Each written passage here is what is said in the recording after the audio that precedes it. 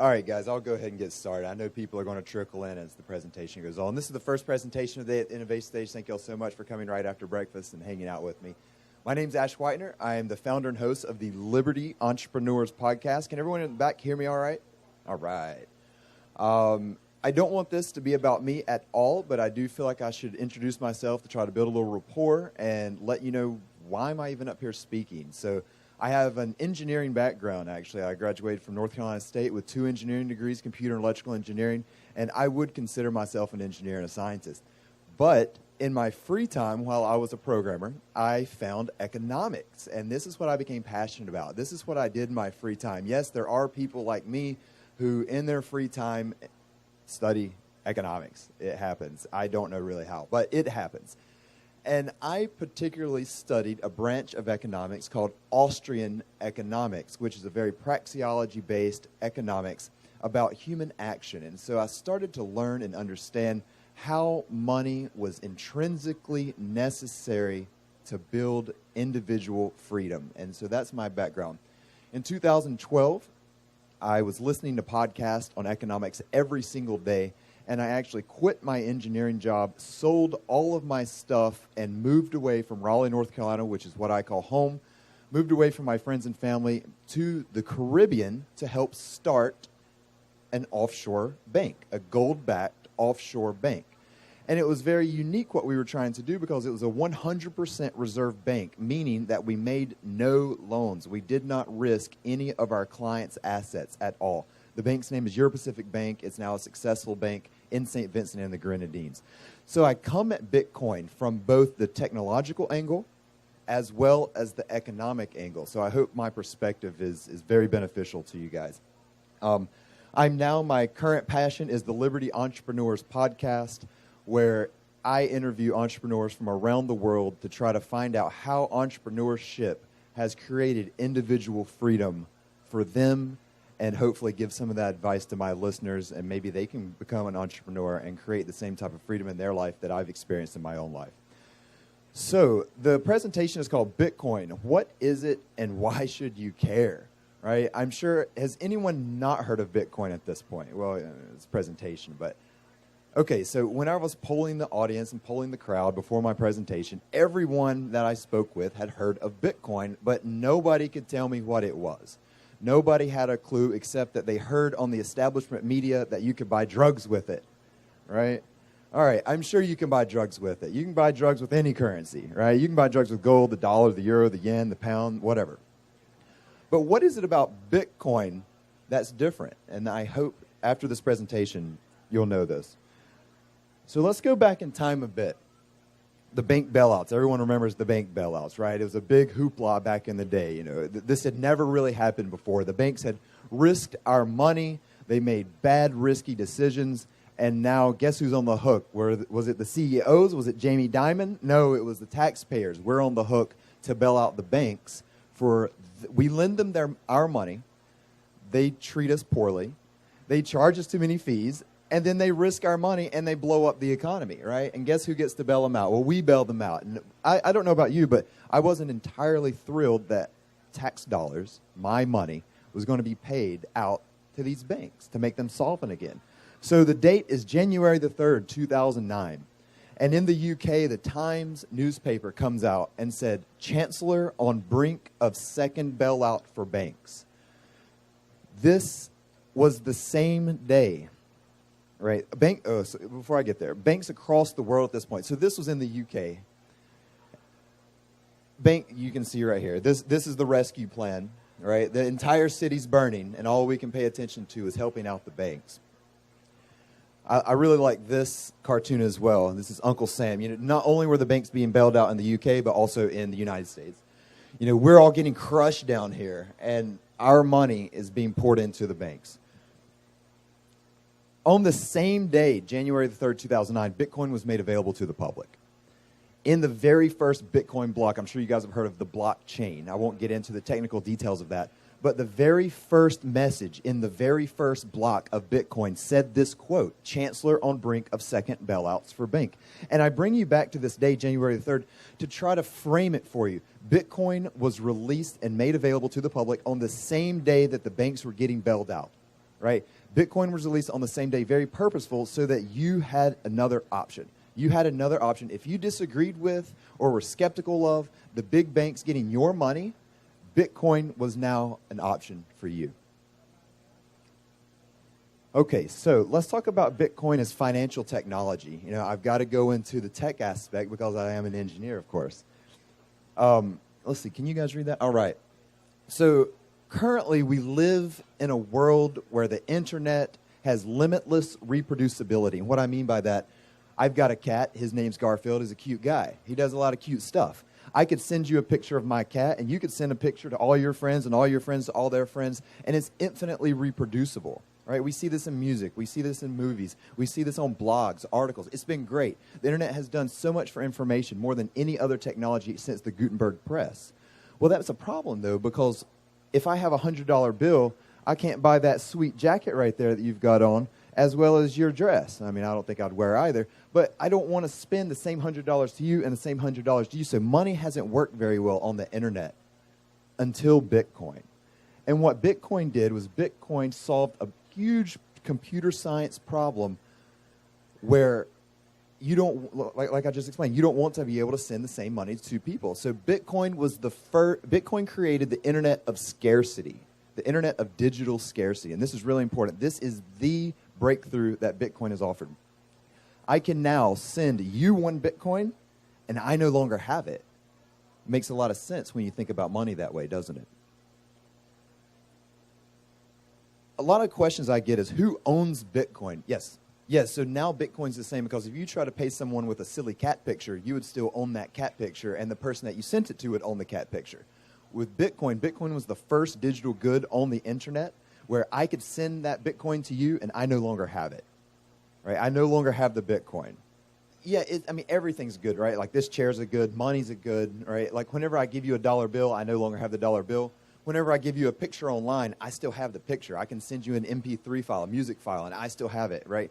Bitcoin was the first digital object, digital good, where I can send it to you and I no longer have it. And that's why Bitcoin can be used as money, is because it's not infinitely reproducible like everything else on the internet currently is.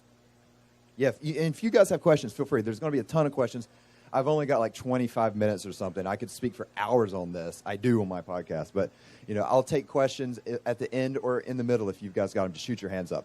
So one of the questions I get a lot from people is, who owns Bitcoin? This is a question that the mainstream media had. I like to call it the establishment media, because the theme of this year's FinCon is establishment is out, which is Bitcoin is in. I mean, Bitcoin's not establishment at all. Nobody owns Bitcoin, just like no one owns email. Right? Bitcoin is a protocol to communicate on the internet, just like email is a protocol. To get technical, it's the SMTP protocol. Or HTTP is a protocol. Nobody owns HTTP. These are protocols on the internet that allow us to communicate in different ways. Now, there are gateways, like you can have Google or Gmail or Apple or Hotmail or all of these places that allow you to access the email protocol, right? Nobody owns email, but there are people that give you access to email. Bitcoin's the same thing. Nobody owns Bitcoin, but there are people that give you access to Bitcoins. I'm sure you've heard of Bitcoin wallets, right? Or Bitcoin exchanges. These are people that give you access to communicate or to use the Bitcoin protocol. Basically, Bitcoin is email for money. A good analogy I like to take is, you wouldn't go and drive to put a letter in your friend's mailbox in India if you live in San Diego. Or you could send them an email. Well, that's what Bitcoin does. Bitcoin, one good way to think about Bitcoin is it's a currency like the US dollar, but it's also a payment rail like the SWIFT system. I'm not sure how familiar you guys are with SWIFT system or IBAN or ACH, but these are ways to send money. They're called payment rails. Bitcoin is both, and that's a really important aspect of it. Bitcoin is a currency. I can give it to you and I no longer have it, but it's also its own payment rail. So there's already a global transactional payment system built into the source code. All right. You can access Bitcoin in the cloud, on your phone, on your computer. And at the end, if anyone would like to get their first Bitcoin, I'll be glad to give you some for free, and I'll show you how to download a wallet soon. One analogy I like to use, I do work in offshore banking, I consult, and it is faster to strap a $100 bill to an anvil and send it to China than it is to send $100 through the international banking system currently. Houston, we have a problem. All right, let's talk about the moral argument and the unbanked. I saw a lot of people the other day talking about the unbanked and the poor, and this is a big problem. There are billions of people in the world who either don't have access to banking or they're not rich enough that the banks don't want to do business with them. And so Bitcoin was the first globally democratic form of money. And this is really important because money to this point was a very top-down type system. Governments and central banks are up here as their kings and queens at the top, and they dictate to us what monetary system that we belong in, and we don't have a choice. We can't opt in or opt out. We have no freedom. We do not have the freedom of money. We do not have the separation of money and state, right? Bitcoin changed that. Bitcoin is voluntary money. It's a voluntary economic system where you can opt in or you can opt out. It's not tied to a particular territory or flag. It is made for the people. Remember, January the 3rd, 2009. If you don't like what's happening with your taxpayer money and the big banks, you have another option now. You don't have to use it. If you don't like it, don't use it. Nobody's going to point a gun to your head or force you to use Bitcoin. But if you think that it could be a financial tool for you to achieve whatever you're trying to achieve, be it in business or be it in your personal life to create more freedom, Bitcoin can be an option for you. My friend Melanie at the back, wave Melanie, she had a great quote the other day on Facebook. She said, your money is a vote. Where you keep your money and where you spend your money, whether you realize it or not, supports a system. Is your money and spending aligned with your values? And she didn't say that regarding Bitcoin, but I read it as that, right? If you're going to hold a money, you're buying into that system. Just like if I hold gold, for instance, I like gold. I'm supporting gold. I'm holding gold. If I hold U.S. dollars, I'm doing the same thing. If you don't believe that your money, your taxpayer money, should be bailing out banks or businesses or killing children in Syria or whatever in the hell they're doing with our money these days, you now have another option. One really important aspect of Bitcoin is financial inclusion and equal access. We're getting to the unbanked now. You know, I lived in Panama. I'm a permanent resident of Panama. I lived there for 3 years so far. And there are a lot of people that are not qualified to have bank accounts. And these people, there's a lot of expats in Panama from Venezuela and Colombia, and they come to work in Panama because we have the U.S. dollar, which is much stronger than the Bolivar or the peso. And so they come to Panama to work, and then they want to send their money back, but nobody's willing to give them a bank account. They're too risky. Venezuelans are too risky, for instance, to open up bank accounts for anymore. Bitcoin doesn't care. Remember, Bitcoin's a protocol. Just like a Venezuelan can open up an email account at Google, they can open up a Bitcoin wallet, and they can send that money back home, right? So Bitcoin is grassroots. Bitcoin is equal access, right? Bitcoin is financial inclusion. I've only got 10 minutes, guys, so I got to get going here. But I got a download link at the end for this slideshow if you guys would like it. You know, one thing about Bitcoin is like, well, who's in charge of it? How can we trust it? Well, it's all open source, right? As an engineer, I can tell you that there is an open source software revolution happening right now, where everything that you write stays as open source. And me as a computer programmer, I can go in and look at every single line of code in the entire Bitcoin source code, right? If there's any back doors, or if there's any Trojan horses or any viruses or anybody trying to spy, there are thousands of people around the world keeping an eye on this and looking at it because it's completely open. It's completely transparent. Can you audit the Federal Reserve? Do you know what they're doing? Do you have any clue what they're doing? How much money they're making? How much debt they're creating? Who they're giving it to? No, you have no clue. Is the current banking system transparent? Can you look at the ledger of your bank and see what they're doing with your money? Well, of course not. This is silly, right? This is ridiculous. Do you know how much inflation or debt? I won't belabor this point. All right. We did a lot of theory. We talked about the moral argument. We talked about the unbanked. We talked about the tech aspect. How's Bitcoin used? Who in the hell uses Bitcoin besides the guy with the mic with the Bitcoin shirt on? One of the main areas that entrepreneurs and business people use Bitcoin is because it has really low fees, right? Since Bitcoin is a peer-to-peer money, I can send you money and you can send me money, and we don't have to get the approval of a big bank. We can do business together. If I create a cool shirt like this and you want to buy it, you can send me Bitcoin.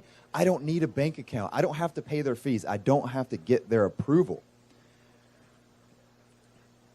Whenever I've set up a lot of businesses to use Bitcoin, and BitPay and Coinbase are two of the biggest access providers. Think of them as Gmail or Hotmail for Bitcoin, right? And what they do is their transaction fees are a lot lower. 3 to 5% you're going to pay if you accept Visa or MasterCard. 3 to 5%. If anyone here has a business, you know that 3 to 5% margins is a lot of margin. Sometimes that's all the margin you have is 3 to 5%.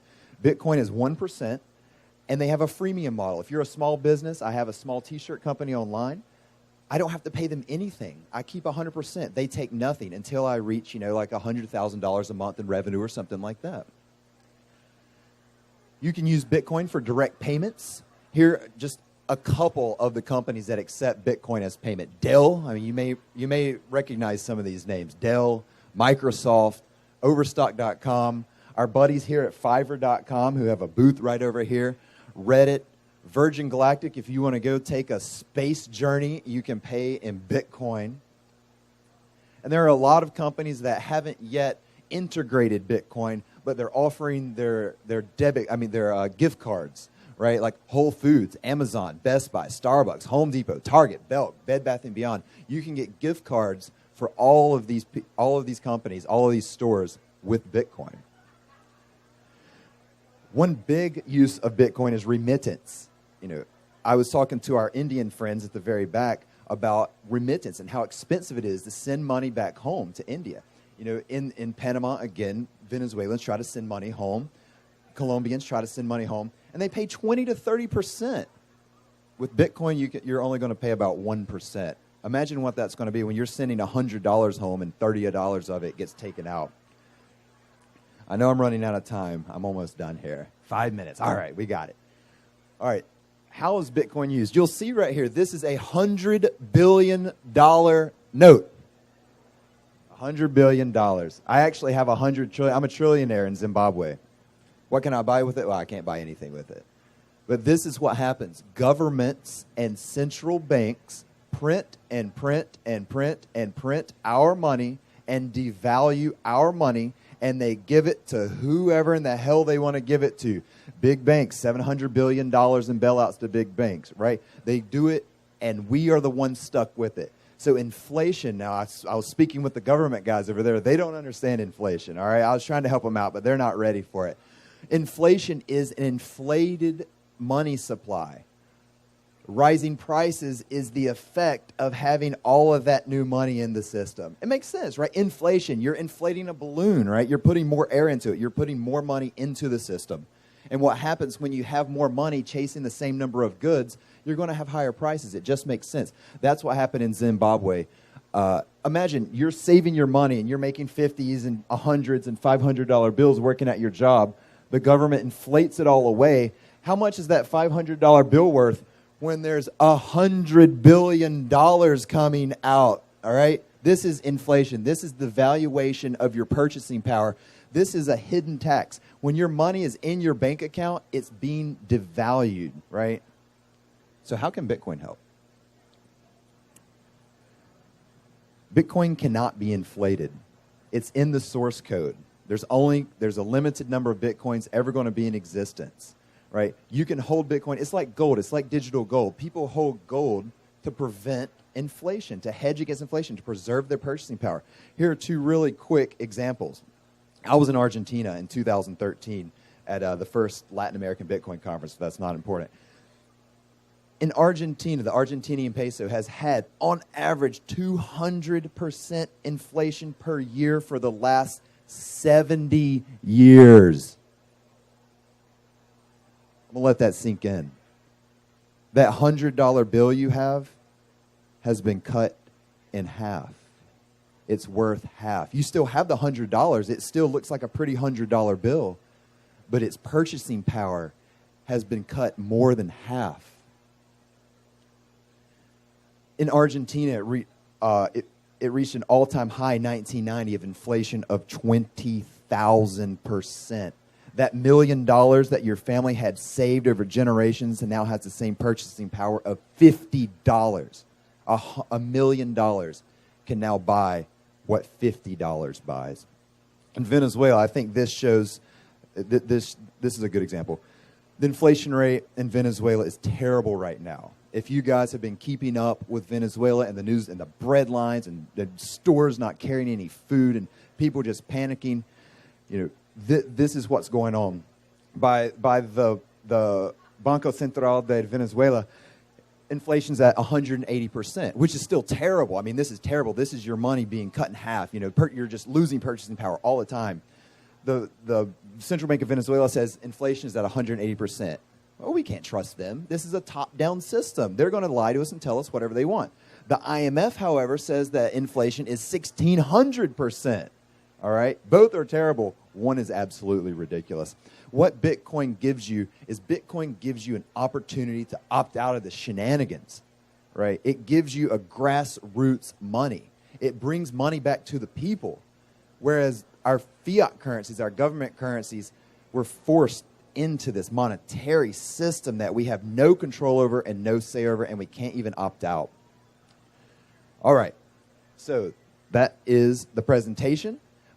If you would like to download a Bitcoin wallet, here are 2 QR codes. Bitcoin uses QR codes a lot, right? This is one of the best ways that we can send and receive Bitcoin very quickly, peer-to-peer. If you have a barcode scanner on your phone, you can download the wallet. I use this wallet. It's called the Mycelium wallet. I've been using it for years. I know the developers. It's a very good wallet. If you have an Android phone, you can literally just break out your QR code scanner and scan this right here, and it'll take you directly to the download page. As well as iOS, this is going to take you directly to the download page. I'm going to flip past it for a minute, but I'll come back here if you guys want to download a wallet. Thank you. My name's Ashe Whitener. I hope this has been informative for you. I'll take some questions if I have some time. If we don't have time, just come up to me afterwards. I'll help you get a Bitcoin wallet set up. I'll send you your first amount of Bitcoin so you can actually see a real-life transaction. Here are my contact details if you'd like to get in touch with me. I'm the host of the Liberty Entrepreneurs podcast. Here's my Twitter, Facebook. If you'd like to read more on Bitcoin, the best resource is bitcoin.org. It's been around forever. It has a lot of beginner introduction, tutorials, and videos, and instructions on how to download wallets, etc. And if you would like to download this slide deck, you can scan that QR code with your phone, and it will automatically download this PDF to your phone. Thank you guys very much.